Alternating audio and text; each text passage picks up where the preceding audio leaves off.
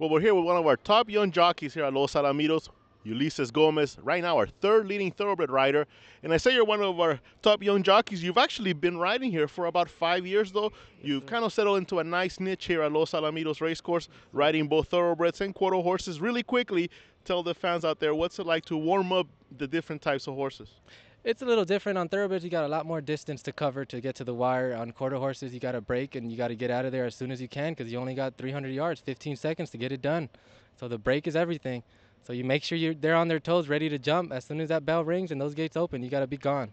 And not so many jockeys here at Los Al will maybe ride 3 thoroughbreds in one night and then jump back and ride 3 quarter horses on the same night. So, I mean, your mind has to be pretty sharp getting to adjust from race to race. It does. It's not that difficult, though. I mean, you get to know 4 days out what you're going to ride. So pretty much as soon as you walk out there, you know what you got to do. It's not very tough, to be honest with you. It's just a different mindset. And once you walk out, you know what you're going to do. As soon as you jump on that horse, you get it done.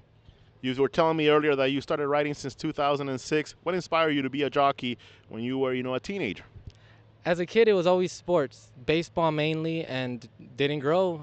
Got into this and took off, so it was great. I mean, the competition's great. I'm just happy to be able to compete at this age at a top level. It's a good life. What was the first step, the first serious step towards a career as a professional rider?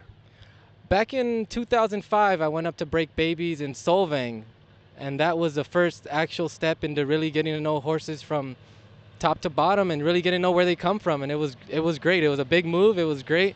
Must have broke 100 head of babies in like 9 months, and I loved it ever since. I just kept at it. Take me to the first professional ride that you had. What was that like?